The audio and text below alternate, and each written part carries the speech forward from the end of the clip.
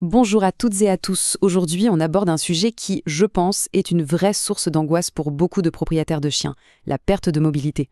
Voir son compagnon, son ami qui commence à peiner pour se déplacer, c'est vraiment difficile, alors on va essayer de décortiquer tout ça pour mieux comprendre ce qui peut se passer. Cette image, elle dit tout, n'est-ce pas? C'est une réalité que tout le monde redoute. Et pour pouvoir aider nos compagnons, la toute première étape, c'est de comprendre. Alors on va explorer ensemble les principales maladies qui peuvent se cacher derrière ces difficultés. Le mot technique du jour, c'est myélopathie. Ça peut faire un peu peur, mais en fait c'est très simple. C'est juste un terme générique pour dire il y a un problème au niveau de la moelle épinière. Imaginez que la moelle épinière, c'est une autoroute qui relie le cerveau aux pattes. Eh bien, une myélopathie, c'est comme un énorme accident ou un bouchon monstre sur cette autoroute. L'info ne passe plus. Et c'est là que ça devient un vrai casse-tête. Une faiblesse des pattes arrière, une démarche un peu chancelante. Plein de maladies peuvent donner les mêmes signes au début. Alors, comment on s'y retrouve là-dedans? Comment on peut commencer à y voir plus clair? C'est exactement la question à laquelle on va tenter de répondre.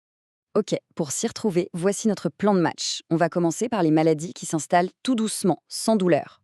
Ensuite, on parlera des problèmes de compression, quand quelque chose appuie sur la moelle. Puis, un truc assez surprenant, l'AVC de la colonne vertébrale. On enchaînera avec les infections et les inflammations. Et pour finir, on verra comment les vétos posent un diagnostic. Et surtout, on parlera d'espoir. On attaque avec la première grande catégorie de problèmes. C'est peut-être la plus insidieuse, celle qui arrive sur la pointe des pieds. Une maladie qui progresse si lentement qu'au début, on se dit juste « tiens, il se fait vieux ». Et le plus étonnant, c'est qu'elle ne fait pas souffrir l'animal. C'est la myélopathie dégénérative. Concrètement, ça se manifeste comment? Eh bien, au début, c'est très léger, l'arrière-train qui vacille un peu. Et puis, il y a ce signe très caractéristique qu'on appelle le knuckling. Le chien marche sur le dessus de ses pattes, comme s'il les enroulait. On entend souvent ce petit bruit des griffes qui raclent le sol. Malheureusement, ça progresse souvent jusqu'à la paralysie des pattes arrière. Pour résumer, la myélopathie dégénérative, ou MD, c'est une sorte d'usure des nerfs qui est progressive et qu'on ne sait pas guérir. Mais, et c'est le point essentiel à retenir, ce n'est pas douloureux pour le chien. Et ça change tout. L'objectif est donc de préserver au maximum sa qualité de vie avec de la kiné, des aides à la mobilité comme des harnais ou des chariots. Allez, on change complètement de scénario, on oublie l'usure lente et on passe à des problèmes purement mécaniques.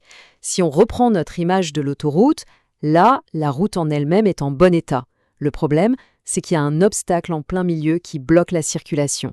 C'est le principe des problèmes de pression. Ce schéma est parfait pour comprendre. Entre chaque vertèbre, il y a des sortes de petits coussins amortisseurs, les disques intervertébraux.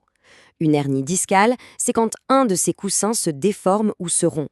Il sort de son logement et vient appuyer directement sur la moelle épinière. Et c'est cette pression qui provoque tous les symptômes. Et voilà ce que ça donne en vrai. Sur cette radio, on voit parfaitement, dans la zone en rouge, comment le disque est sorti pour venir pincer la moelle épinière. On imagine bien que l'autoroute de l'information est complètement écrasée à cet endroit-là. D'accord, mais alors comment on fait la différence entre une dégénérescence et une compression? Ce tableau est crucial parce qu'il y a un indice qui change absolument tout, la douleur. La myélopathie dégénérative est indolore. Par contre, une compression des nerfs, comme dans le syndrome de la queue de cheval, c'est quasiment toujours douloureux. C'est vraiment le premier signe qui va orienter le vétérinaire. On passe à une troisième cause, encore une fois très différente. Ce n'est ni une usure lente, ni une pression mécanique. C'est un événement vasculaire, brutal et soudain. C'est la meilleure façon de se le représenter. Un AVC, mais qui ne touche pas le cerveau, il touche la moelle épinière. C'est ça, une embolie fibrocartilagineuse, ou EFC. Un accident totalement imprévisible. Il y a 4 signes qui doivent faire penser à une EFC. D'abord, la soudaineté. Ça arrive en 1 seconde, souvent en plein jeu. Ensuite, c'est souvent asymétrique. Un seul côté est touché. Le point le plus important, ça ne s'aggrave pas. L'état maximal est atteint immédiatement. Et enfin, le chien pousse souvent un cri douleur au moment de l'impact, mais cette douleur ensuite disparaît. Allez, notre dernière grande catégorie de maladies, là le problème vient de l'intérieur du corps. C'est soit une infection par un agent extérieur comme une bactérie, soit le propre système immunitaire de l'animal qui se retourne contre lui. Ce tableau résume bien ces 2 types d'attaques. D'un côté, on a la discospondylite. En gros, c'est une infection des vertèbres. Le symptôme principal, une très forte douleur au dos et souvent de la fièvre. De l'autre côté, il y a la MEG. Là, c'est une maladie auto-immune. Le système de défense du chien s'emballe et attaque son propre système nerveux. Du coup, les symptômes peuvent être très variés. De la faiblesse, bien sûr, mais aussi des convulsions ou une perte de la vue. Bon, on a vu pas mal de causes possibles. Ça peut sembler un peu décourageant. Mais maintenant, la question la plus importante. Concrètement, on fait quoi? On va se concentrer sur le chemin à suivre. Comment on obtient un diagnostic fiable et quelles sont les solutions? Ce genre de schéma peut faire un peu peur, mais ne vous focalisez pas sur les détails. Ce qu'il faut retenir, c'est que le diagnostic, c'est une véritable enquête. Le vétérinaire ne devine pas, il suit un processus logique, étape par étape, pour éliminer les pistes et trouver la bonne cause. C'est cette approche rigoureuse qui mène au bon traitement. Et pour mener cette enquête, le vétérinaire a toute une panoplie d'outils. Ça commence toujours par un examen clinique et neurologique, avec des tests de réflexe. Ensuite, si c'est nécessaire, on passe à l'imagerie, que ce soit des radios, un scanner ou une IRM, pour aller voir ce qui se passe à l'intérieur. Et parfois, des analyses de sang ou du liquide qui entoure la moelle épinière sont utiles pour chercher une infection ou une inflammation.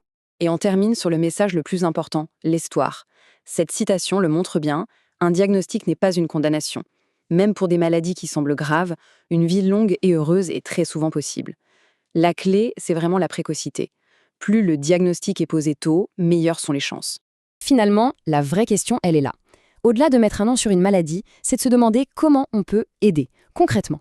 Comment on peut adapter l'environnement, les soins et tout l'amour qu'on leur porte pour leur assurer le meilleur bien-être possible malgré la maladie. C'est ça le véritable enjeu. Voilà, j'espère que ce tour d'horizon vous aura été utile.